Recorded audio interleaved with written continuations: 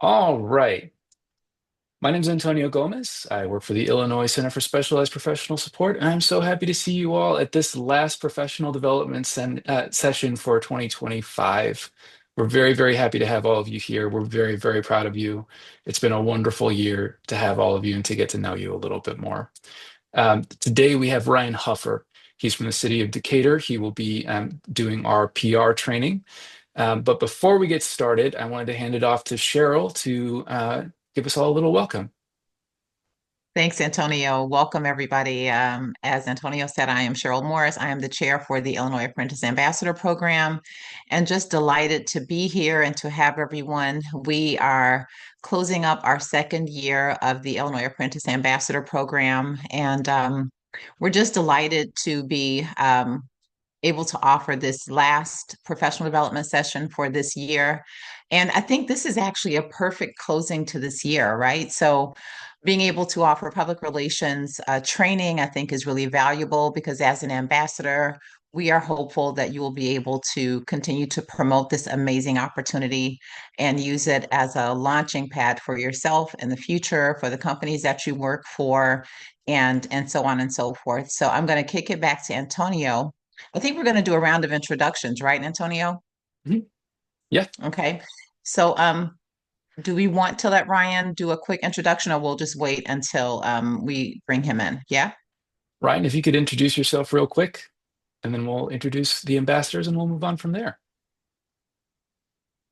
Sure. Yeah. My name's Ryan Huffer. I work for the city of Decatur currently as the communications coordinator and been doing that for a little over 3 years. And excited to speak to you a little bit more about what I've learned so far through my professional career. Great. Awesome. Thank you, Ryan. So, can we go ahead and maybe do a round of introductions? And what we'll do is we'll kind of popcorn it.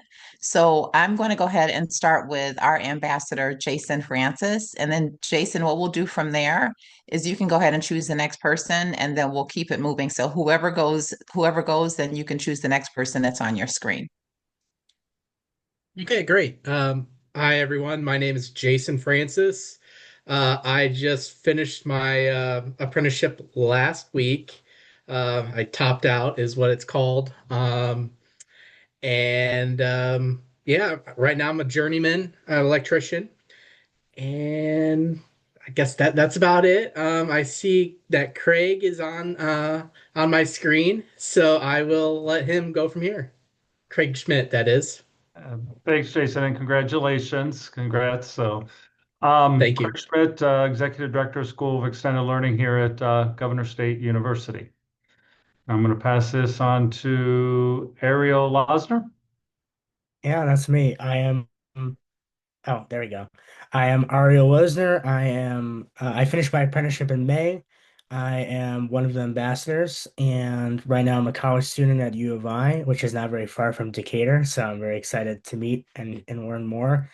And I come from a little bit of a political world. I'm on some campaigns right now, so it might be interesting to get a sense of PR training from your guys' perspective. Oh, and I need to popcorn it to someone. I'll popcorn it to John Hall. All right. Hi, everybody. Can you hear me okay? Yep. I'm John Hall. I'm the Business Services Supervisor and Apprenticeship Specialist here with the Workforce Investment Board of Will County. And then I'll pass it off to Larry Fitzpatrick. Hi, Larry Fitzpatrick, President and CEO of Employment Employer Services, and congratulations to all the mentees and the ambassadors. And I will pass it on to Zach Thurman. Hey everybody, I'm actually on my way back from a service call, so I can't have my camera on. But I'm Zachary Thurman. I'm an apprentice for Berkey's Farm Store. I guess I actually graduated in May, so I'm working full time. I was recently promoted to a different role, a precision farming specialist now over a service technician. And yeah, sorry I can't show my glorious face today. I'm in the middle of driving, so I'll pass it on to Brendan Thompson. Hi, I'm Brendan Thompson. I'm an IT specialist at Zurich North America, apprentice ambassador representing Zurich, and I finished up my apprenticeship at the end of December, so a few months out here. And I'll go ahead and popcorn it. Let me see. To Tony Furman.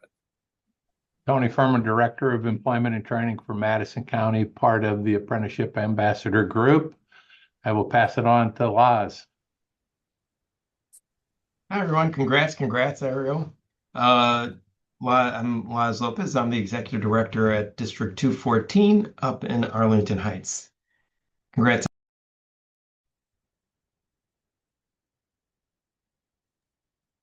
I think Sorry about Sherry's that. left. Last, who do you want to pass it off to? Sorry. I got popcorn in. I'm sorry. All right. How about Jalissa?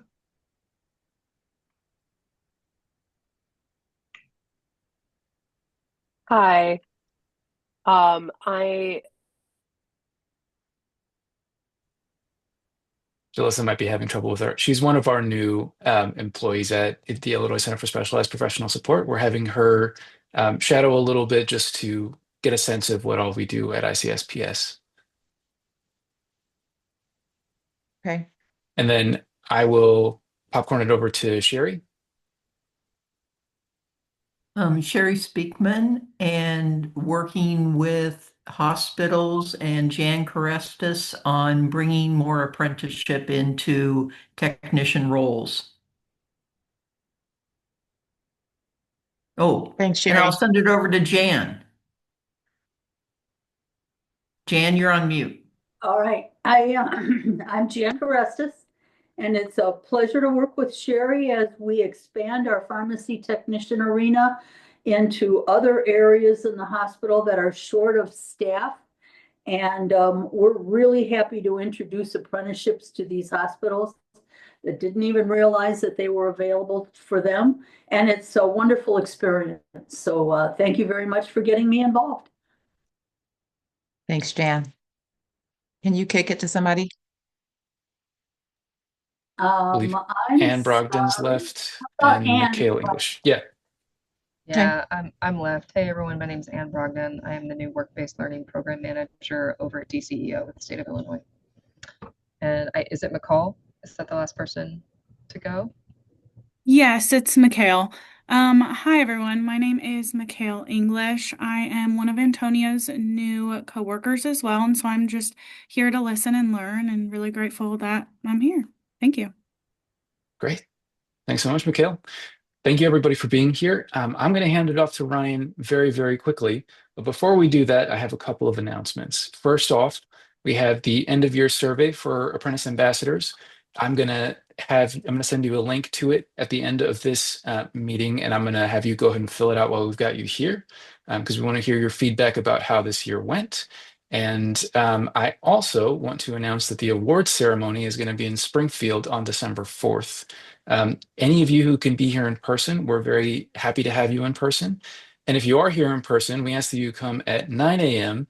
because courtesy of SNC Marketing, we have a little activity for social media to have you record a short little video that we can then plug on social media, and you can plug on your own social media.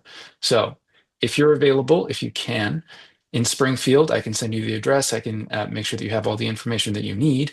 We're going to be having the award ceremony and a social media event. So if you can make it, please do. And if you need help with any sort of travel reimbursement, let me know and we can get everything squared up ahead of time. So that is all on my part. Without further ado, Ryan Huffer, if you could take it away. Yeah, thanks so much. Let me get my presentation up here. This is the host has disabled participant screen sharing. I don't know if you can set that up quickly or Done. go to the link I Thanks. sent you, Antonio. All good to go. Thank you.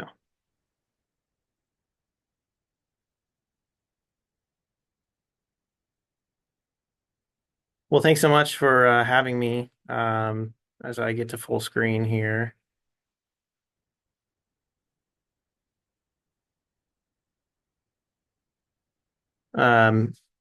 Just some lessons in public relations. Didn't know exactly who I was going to be talking to, so trying to get as broad as possible with some of the things that I've learned throughout my career.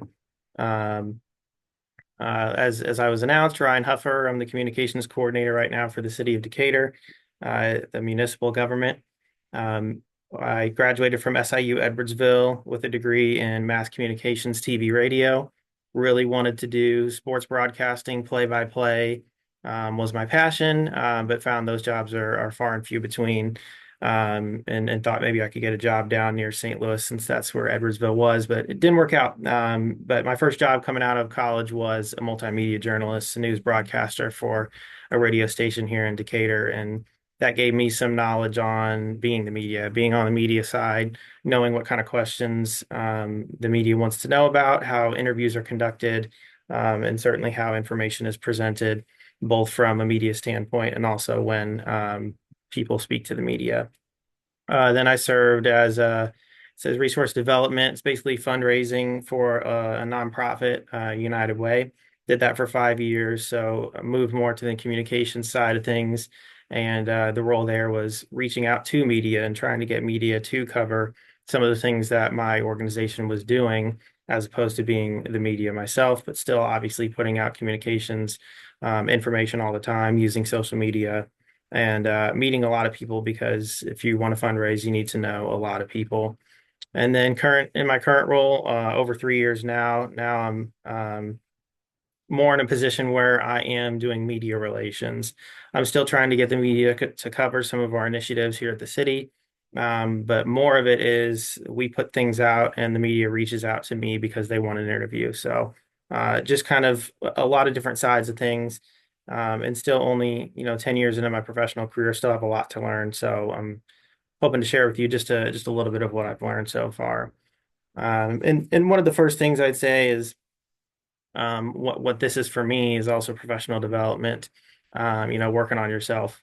Um, I'm in a professional development group for city, county communicators, essentially, and marketers as well. That's a group that luckily I'm able to be a part of. I get to do a lot of webinars. There's a lot of resources, a Facebook group where people can share ideas. I go to annual conferences, and just gives me an opportunity to hear from other people about how they're doing in their communities. What are some tips that they have? And so I appreciate all of you on this call, because I think that that's probably part of it, right? I don't know if it was required to be on or whatever, but at least you joined and decided that you wanted to learn a little bit of what somebody had to say. And so one of the things I'll say is, find a role model. For me, a lot of this information is coming from somebody that I find to be a role model in the social media world. His name's Eric Hansen, and he's a consultant for different businesses on their social media usage. And that's a lot of what my job is using social media. It's the probably the easiest way to communicate with our residents. And he provided a lot of these tips. So, I have their stealing, whatever you want to call it, borrowing from that person. So some of these things came from him. And the reason is because he does it better than me. And I'm learning all the time. And so I challenge you to find somebody that maybe does things, your job better than you, and learn from that person as much as you can. So when it comes to public relations, doing interviews, talking to people, all of it's communication. And if you are getting in front of somebody, that's obviously public speaking. For me, it kind of was natural. That's my minor, was speech communication. So I did a lot of public speaking when I was younger, and is been a little bit easier for me. And I think that's probably because I've done it a ton. So I encourage you, obviously, lots of practice makes sense. It's an easy thing to say, but truly, the more that you do public speaking, the more comfortable you are going to be. However that looks. I'm doing it on Zoom right now. Obviously, you guys are not in person right in front of me. I'm just speaking to a laptop, but understanding that there's still somebody on the other end that I'm speaking to. Just makes it a little bit easier that you're not maybe in person in front of me, although I wouldn't have any issues that way either. But just get any practice in any way that you can. Raise your hand more often, ask questions. Those are all, small ways that you are still putting yourself out there and doing some sort of public speaking if you're in a group setting. And that way, it's just continual ways that you can get better at and be more comfortable. And just kind of like the role model thing, study other great speakers. You can find a lot of tips and ways that people are engaging. When it comes directly to public speaking, I'm just kind of getting started with doing presentations, but when I'm in my annual conferences or doing Zooms and webinars, there are things that you pick out from those people. And when it comes to whether you continue paying attention to them or not, the way that they can ask questions or be engaging, perhaps they throw in jokes here and there, whatever it may be, try to pick up on some of those things of people that really gather your attention. And then that's probably a way that you can start putting that into your own work so people would pay attention to you. And truly, the best public speakers are those that have confidence, that have energy. And I think the biggest thing for me is somebody that's passionate about what they're talking about. You can tell when somebody's passionate about the content that they're speaking on because they'll have that energy, they'll have that confidence. Um, and that just makes it a lot easier to listen to them because you know that whatever they're talking about, they truly mean it, and that they have that passion behind whatever the topic is that they're speaking on. And I'm totally cool if anybody feel free to stop me through this if you have questions. I know there's probably also a Q&A at the end, but just let me know however you want to do that. I added this kind of more last second, so I didn't prepare a whole lot here, but as far as working on yourself, there's you in person, but then there's your online presence. So what I've seen is just getting started on LinkedIn myself. The reason I did that is because I needed to create a personal page to manage the City of Decatur's LinkedIn page, and have found pretty quickly that that is a space where other professionals are, where employers are, and it is a lot less toxic than perhaps Facebook is right now. Just depending on where you're at, I think pretty much across the country, Facebook is not as nice of a place to be anymore. But as you get on LinkedIn, you'll find that that toxicity is not really there, and it's really built for professionals, working professionals, and employers. And it's a really good spot if you're seeking a job, putting yourself out there. I'll certainly put that I did this on my LinkedIn because I think it's a good opportunity to keep showing who you are as a person. So I would suggest getting on LinkedIn if you haven't already. Facebook is still one of the biggest social media platforms, at least in my community, it is. The issue with Facebook, as you maybe are experiencing, is that starting to be a very toxic environment, very political environment.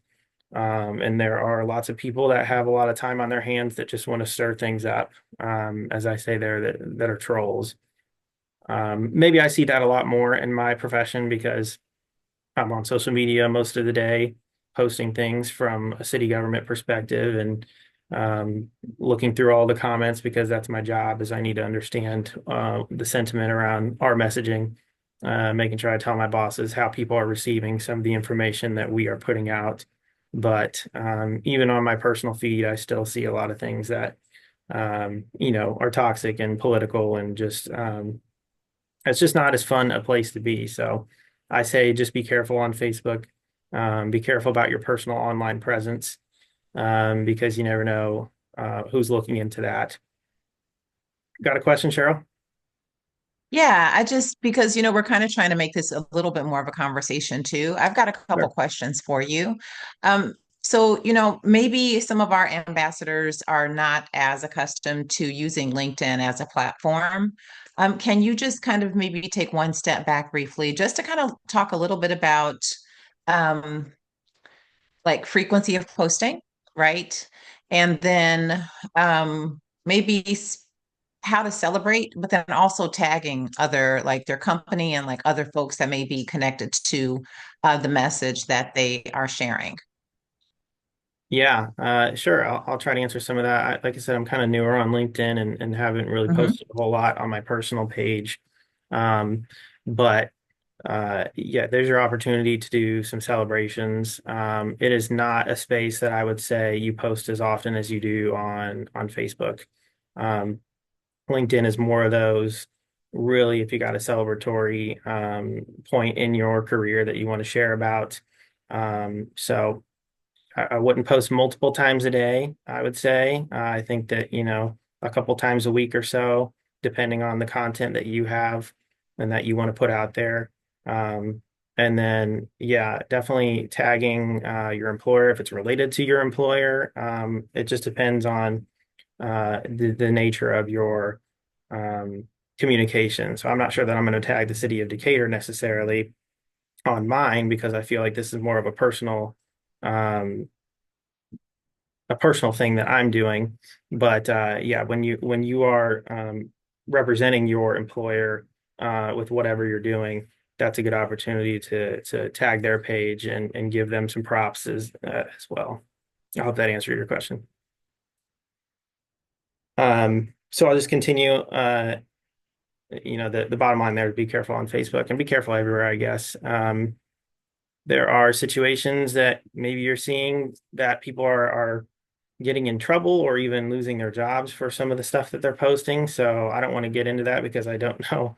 Um, I don't know right now what it takes to get someone fired for what they say on social media, but just be cognizant of the things that you post and understand that if you do identify yourself as an employee of said organization, you need to know that that can reflect on your organization. So that's what I tell all my new employees that are here, that we don't have a private social media policy per se, just that they need to recognize that if they are on social media talking about being a City of Decatur employee and they need to understand that they are representing the city and those communications that they have. So I only talked about LinkedIn and Facebook because that's mostly what I use, but essentially, if you're finding that that's not what your organization uses, that's not what your type of job uses, just finding your audience. I think that's kind of the cliche way of saying is go where your people are, but it's just something that can continue to be reinforced. Find out where people are engaging with your content, engaging with you via comments, likes, whatever it may be, where you're reaching the most people and try to consider putting more effort into that as opposed to maybe posting on whatever platform it is and you get barely any comments. Just kind of consider where to put your efforts. I wanted to talk a little bit about networking. I think this is one of those opportunities, right? But one of the things that I took away from my role model, as I talked about earlier, was saying yes to more opportunities more often. I think we're in a world where people are starting to get a little, maybe due to the pandemic, a little more recluse and to themselves. But I would say, at least personally for me, it's been trying to figure out how to say yes to more opportunities that maybe are uncomfortable on its face. So just go to those socials, go to an after hours, join a civic organization, and by civic I mean Rotary Club, Kiwanis Club, any other type of civic club maybe that you have in your community.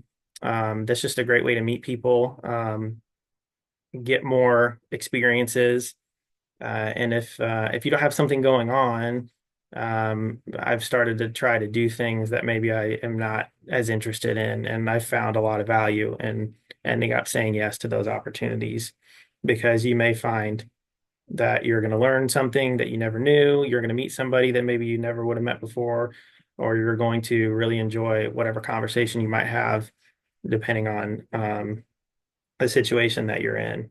And then, show up to those if they are often, if they're repeated, I guess is what I mean. People will notice when you are present, and they'll notice if you are engaging when you're at those opportunities. I don't mean go to every single one. I don't mean don't miss even one of them. But trying to balance showing up, being in the moment when you're there. And then you may find that when you don't show up, people are going to be asking you, well, where's this person? Where are they at? And that's a good place to be because it just means that your presence is missed. And then try to changing your mindset about networking, but it's not just networking. It's not just having to go to a place maybe have a drink, maybe talk to a few people, share your business card. I want you to think maybe when you go into those situations, having the mindset of making professional friends.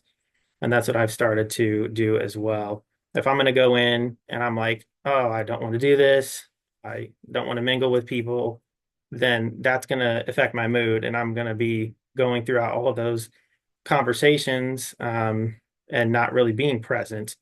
And I don't think that's fair to yourself, and I don't think that's fair to the people that you'll be meeting. So if you go in with the mindset of, all right, I'm here to meet new people, I'm excited about this, that's going to show up in your mood, and it's going to show up in the conversations that you have. Yes, Cheryl? Yeah, so Ryan, I will say that I completely agree with the say yes. And I'm just kind of dropping this here, just as kind of linking it, because this year I said yes to more things, just to kind of expand my reach. And I found that I was in rooms that were not necessarily my core, but that I've made some really great connections and have been able to establish some different relationships with people in different sectors that I really would not have originally probably been connected to. Do you happen to have an example of something that you said yes to that might not have been in your immediate interest, but that kind of ended up working out for you somehow? It's probably more personal than it is Okay. professional. So I don't have like a, off the top of my head, a professional spot where I said yes and Okay. that worked. I'm just super connected and often go to a lot of things. Um, Mm-hmm. but I think just in the personal, I mean, it's the same thing as maybe a professional. You're going to find value out of something that you attend that maybe you originally were like, oh gosh, there's no way I want to go to this. But you might get something out of it anyway. Okay. Well, thank you. Yep. And yeah, just that last point from my making professional friends, it is depending on the situations that you get into, it's really cool to know a guy, know a gal that can help you with this, help you with that. And so you start to get out there and do those situations. You're going to meet a lot of people and find that knowing people is a really good benefit. Specifically, if we're talking about speaking to your employer or the media, depending on whatever your situation is. So for apprentices or any other type of situation somebody's in, I think that one of the best things you can do is right off the outset is either state your goal if you're the one that called the meeting or you're the one that started initiating whatever it is, or find out what the goal is from somebody that called the meeting for you, or if a media reached out to you and said, "Hey, I want this interview." And that's important to set expectations right away. Um, that also comes from me as a communications person. And I don't think it's rude to start right away without pleasantries and just say, hey, here's why I called this meeting, or here's why I asked to meet you, or, here we are talking to the media about this topic, and I don't want to stray off and talk about anything else. I want to stay on this message that I have for you. Um, I think that's a good place to start. You can potentially prepare questions ahead of time if you're the person that's, trying to meet with your boss or an employer or something like that. That way you know what you want to talk about. And obviously things will go off the rails and you'll get sidebars and talk about different things. But always good to prepare ahead of time.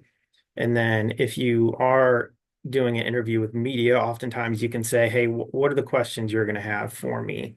And that way you can get answers prepared for whatever they ask or what they say they're going to ask. And sometimes they are going to go off of topic and not ask the, four questions that they actually give you ahead of time. So that's where potentially it comes in to anticipate that worst case scenario. Nobody wants that to happen. That's why it's called the worst case scenario. But if you at least think about it and think about how you're going to respond to whatever the worst case is, then you might be more prepared for when it actually comes. And hopefully it never comes, but it's worth it to prepare for it. Practicing again, easiest thing to do. You can rehearse your comments and responses. Um, and it's just a thing that you can do repeatedly, just to make sure that that what comes out of your mouth is what you want to come out of your mouth. Although, things happen and sometimes it's not always going to go the way you expected it. And certainly similar to like the role model, I mean, you can run things past somebody who you trust, and they'll say, "Hey, sounds great," or they'll say, "Oh, I wouldn't go about it that way." I think if you have somebody that's very trusted and you're kind of concerned about potentially what it is you're talking about, that's a good opportunity.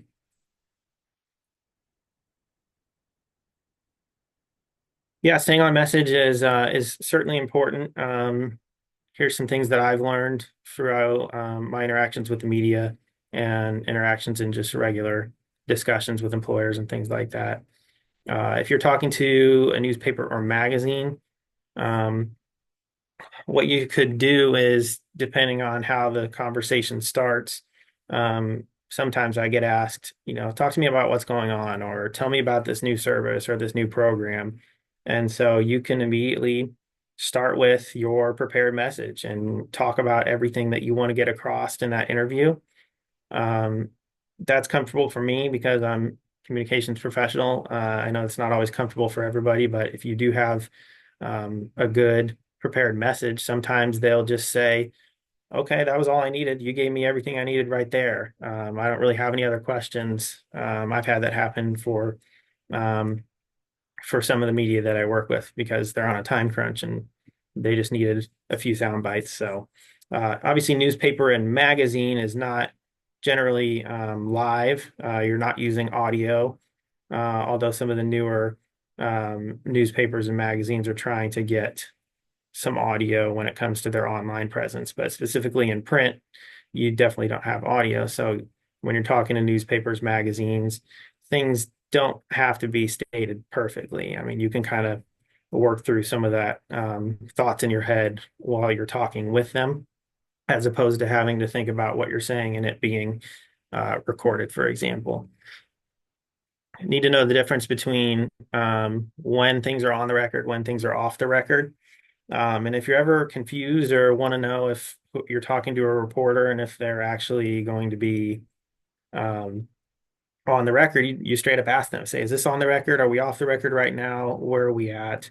And if you're ever thinking, I'm not sure that that information needs to be on the record, then you can ask and say, "Hey, this needs to be off the record," or another thing is that I'm providing this information on background, which is essentially off the record. You can use it in your story, but you can't quote me on the things that I'm saying. So that's an important distinction. When it comes to TV and radio, it's a little bit different, knowing that you are probably being recorded. Um, just depends if it's live or not. Again, same thing here is starting with that prepared message. You can immediately go ahead if they ask you, "Hey, talk to me about this." Give them the message you got prepared, and maybe they'll be done with it just right then and there. But understand that the further they ask you questions, know that they can probably take that and edit out, and everything can be a soundbite. I don't mean that to be scary. Um, and I don't think that most of the people that you'll be working with are going to try to take something out of context, but just understand that that's possible. So the way that you answer things, you need to be cognizant that whatever I'm saying can be pulled out of context potentially. But again, that doesn't happen very often, especially if media wants to retain a good relationship with you. But I would say if they ask you questions, just answer those questions and try not to expand on it much further. Just answer the questions that they ask. And if it starts to get off topic, then you need to draw back to that message that you've had prepared. You say, you can kind of answer it, half answer whatever their question may be, and say, "Yes, that's true, but I really wanted to get back to the point that I really want to get across is this, or here's what my real message is." And so they may continue to poke and prod. Hopefully not. Hopefully you're not dealing with an investigative journalist or somebody trying to get salacious information out of you. So as long as you can continue to say, "I'm not going to go there. I want to go back to the message that we're talking about right now." And then, yeah, with TV and radio, if they're just doing a recorded interview, you can always ask to start over. So you start going and go, "Oh, I didn't want to say it like that." You can most of the time pause and let me start over. let me get back to that prepared message. And normally they're okay with that. And then a lot of times with media, they say, is there anything else you want to provide? That's your time to say, what did I not get across yet that I want to make sure they understand? You don't always have to answer at that point, but that is an opportunity to go back and make sure that you got the information that you wanted to provide to them. Working specifically with an employer, kind of some of the tips that I gave you there are kind of the same things, although you're not going to treat it as you're talking with somebody in the media. You're talking with your boss or you're talking with somebody who's your work colleague. Um, the more you can go, remember we identified at the beginning what the goal was for this meeting. Like, I just want to get back to that. Okay. I'm happy to talk about that another time, but can we get back to XYZ, whatever it is? I think it's fair most of the time to call somebody out if they seem to be straying off topic. And a lot of times they'll be like, yeah, you're right, let's get back to it. I think I got a few more minutes, but I talked a lot here. I just want to say thank you and appreciate you for listening. This is one of the first times I've done something like that. So sharing some of my knowledge. Again, I've only been in it for about 10 years, still learning a lot. And again, that piece of professional development, continue saying yes to things, go to meetings, go do webinars, continue learning, get feedback from people. And so I welcome your feedback and welcome questions now. I want to prioritize the ambassadors' questions. So, ambassadors, do you have any questions? I'm very comfortable with silence. Yeah, I have a question. Yeah. I mean, I have a really big interest in local government and everything related to that. So I'm just really curious, just to learn a little bit more about your day job, Ryan, and maybe some of the situations in which you've applied a lot of this knowledge when it comes to public communications for Decatur. And thank you for your time in presenting this. I really appreciate it.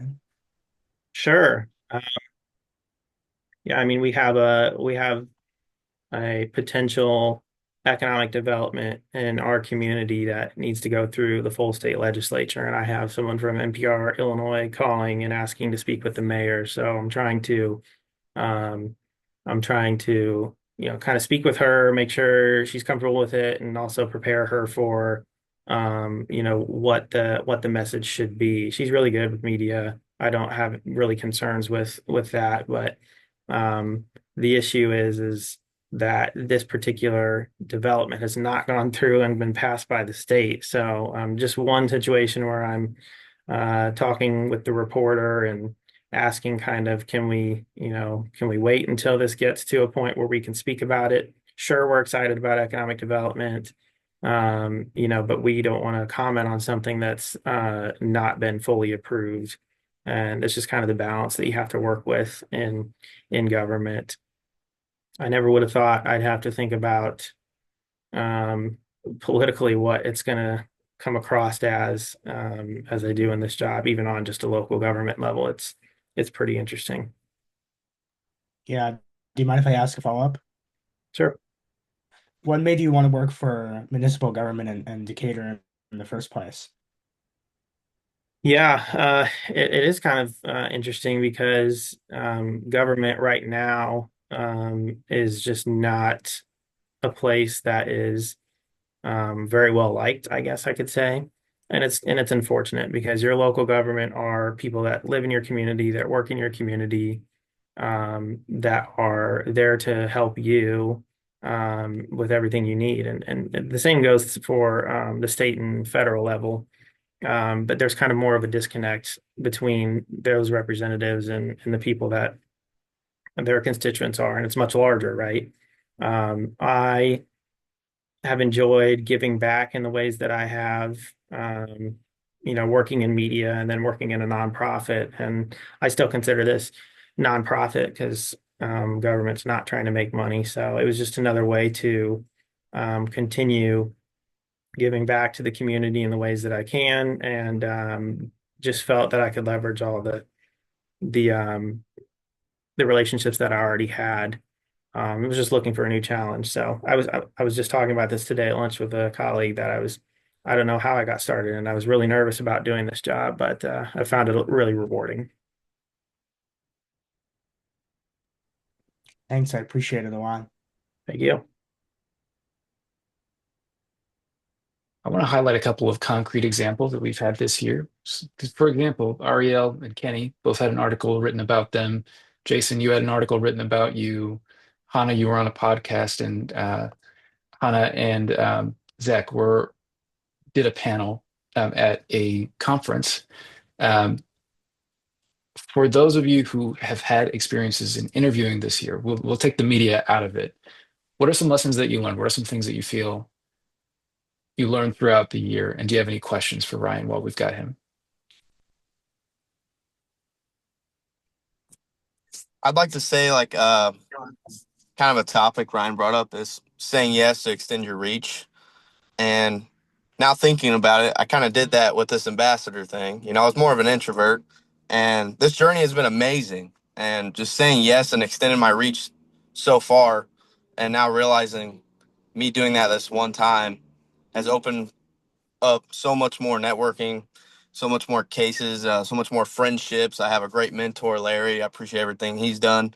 It just gives me more courage to think about this more and do it more often and just extending my reach. So I just want to thank him for taking time out of his day to give us some advice and an awesome presentation.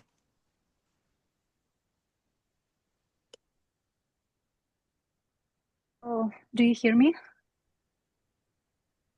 Yep. That I find out that you can be just yourself, you know. I thought that to be a apprentice ambassador, you have to be, I don't know, professional. You have to know what you will talking about. Yes, you have to prepare, but in the same time, you just have to be yourself. You just have to share genuine, share your experience, and everything's gonna be okay. Just be yourself. And that's what I find out. That's what helping me go further and actually doing the connections. It's open, be yourself. It's open the doors everywhere in connections, in professional growth with other people. I'm like, I feel friendly with everybody. I so much love this program, everybody who participated in here. And I'm so glad that I actually has this experience. It's like open you to this world. So that's what I found out. Thank you.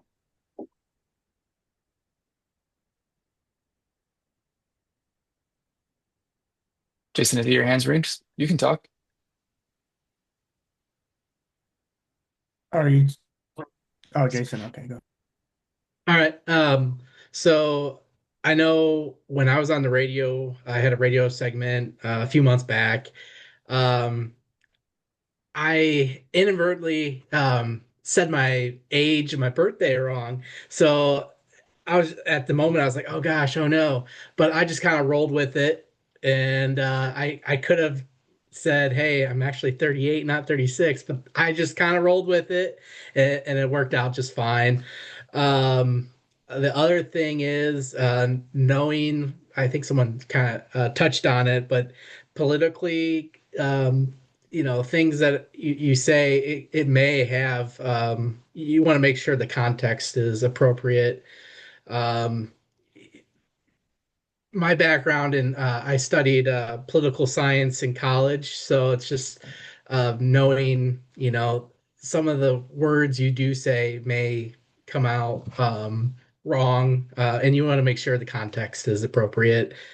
I guess another thing that I kind of use or I watch, maybe for the person that's in college right now, would be a good show to watch would be The West Wing. If you have ever watched that show, it'll give you some good pointers. But The West Wing, I'd highly recommend watching.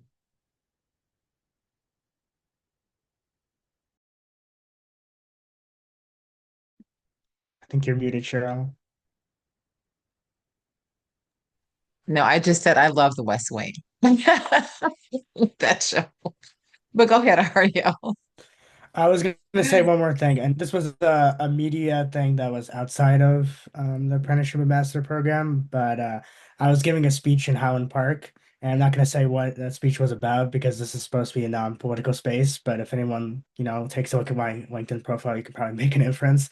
But anyway, and there was a media reporter from the Lake County News Sun, which is part of the Tribune, that asked for a copy of my speech. And the thing is, though, is that, my thing didn't even end up getting in the article, which was a little bit of a disappointment.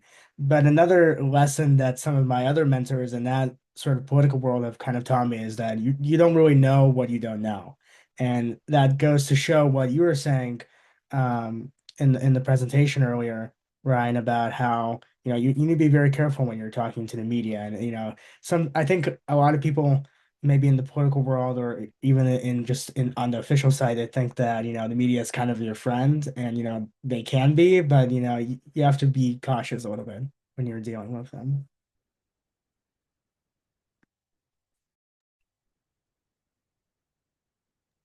Thanks To for pick sharing on that. Yeah, I Brendan. wanted Oh, to sorry. real quick Yeah, go for it. back off of that. That you're entirely right. If you talk to the media, sometimes that interview won't even be taken at all, and you may go through and use your prepared message and think, "Oh, I said that really well. I'm very excited to how that went." And then they'll take another quote that you're like, "Oh my gosh, why'd you take that one? That's like that wasn't good at all," you know. So you don't really have a choice most of the time on what type of content they're going to bring, or if they're even going to take advantage of any of your content at all.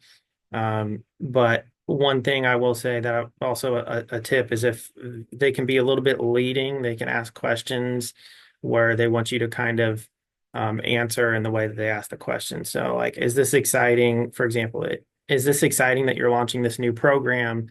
They may ask it that way, and so they're basically trying to look for you to start your soundbite with, "Yeah, we're super excited to launch this program." So the media can be a little bit leading in the way that they ask those questions, and if you can pick up on that, maybe answering with the way that they ask the question, it can sometimes be a hint that that's the type of soundbite that they're looking for.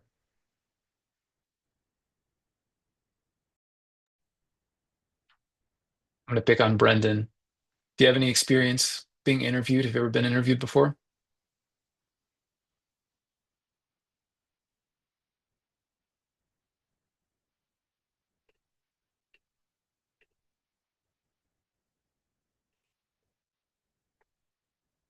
It's all right. Any other questions from the ambassadors? What we got Ryan on here?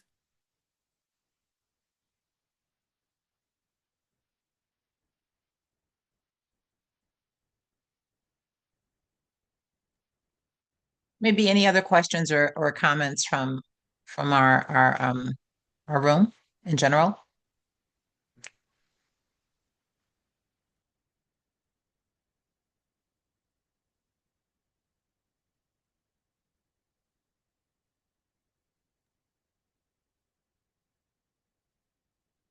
Okay.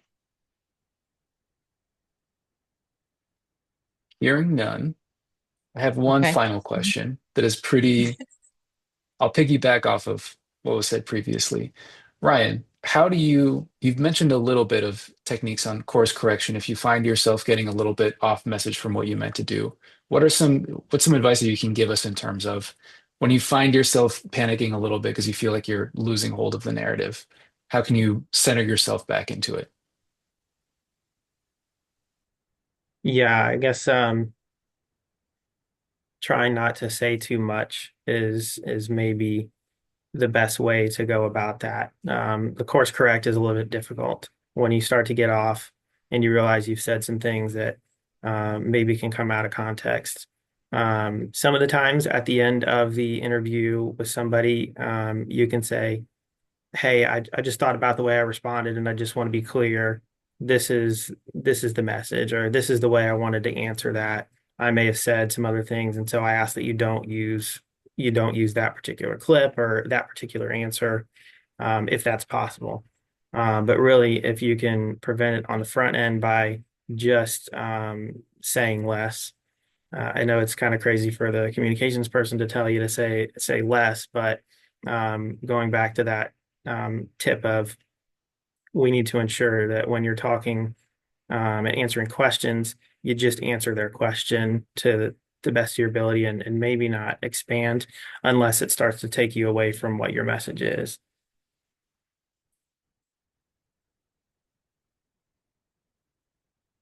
Great. Thank you, Ryan.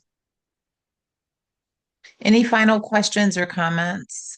Because maybe we'll give you guys a few minutes back in your day. Well, Ryan, thank you so much for accepting this invitation and for bringing your knowledge and skills and your experience to our room. And we are hopeful that, as you continue to grow in your career in public relations, that you'll hang in there with us, maybe come back again, because we know that this is a skill that is not easily developed, right? Like, because what you've offered our ambassadors, and I would say to the room today, is um, some concrete tips on how to navigate public relations, but also confidence building, right? And kind of taking the power back in these conversations so that we have to undo fewer things, right? And so with that, I want to also thank our apprentice ambassadors for being present. Congratulations on your growth and the expansion of your careers, and for again deciding to be on this journey for this 1 year program with us, and just excited and thrilled that you guys, are just thriving and sharing that you're thriving. Thank you to the Work-Based Learning Apprenticeship Committee members that were able to join us today. We're just so excited to have you. And for the mentors that have been very present to providing mentorship to our ambassadors, we realized that was something that we really needed. And we're just really just thrilled about it. And hopefully we'll be able to see you all in December in Springfield for the award ceremony. And again, thank you, Ryan. And with that, I'm going to go ahead and turn it back over to Antonio. Thank you so much, Ryan. Thank you, Cheryl, too, for all your work this year. Really could not have done it without you. Thank you. All right. Before we let you all go, I have a survey for you. So I'm going to drop it in the chat while I've got you all here, and I'm going to put the pressure for you to fill it out while I'm on here. So it's in the chat. If you could take a second to fill out the survey, I would really appreciate it. While we're doing that, I just want to open up the floor to anybody else who would like to say any last words on this last PD session.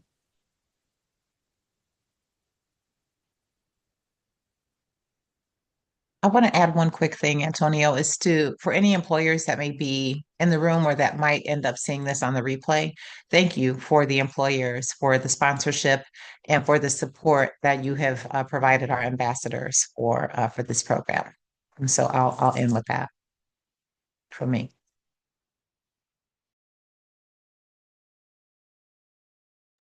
And of course, thank you, Antonio.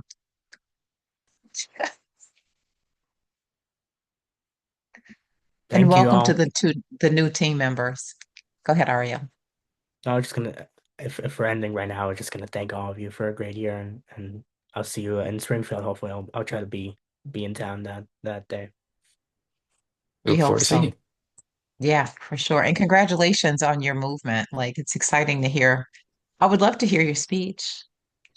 Oh, that one is not that I don't think anyone recorded that one, but there's Okay. another one, and maybe Dr. Lopez left a call, but I was at Okay. Wheeling, and I'm from Wheeling, so we were speaking at Village Hall about a resolution to um, disallow immigration enforcement to operate on public property. And so Okay. that resolution was able to pass 6-1 with the help of some of our community members. And I helped organize a small group of young people, some current high Okay. schoolers, some college students. So I can share that with you if you're interested. Oh, I'd love to see it. Yes, I'd love to check it out. You have my email, right? I do, I think, yeah. Okay. Well, Antonio can probably connect us too, because I'm not sure that I have your Yeah, email directly. But yeah, I would love to check it out. So we'll make sure it's coordinated. for sure. I'll send you the YouTube link. Thanks so much. Okay, wonderful. Thank you. Right, you got All a lot right. of promotions this year. Congratulations. Yeah. All right. Anything Thank else you. before I let you go?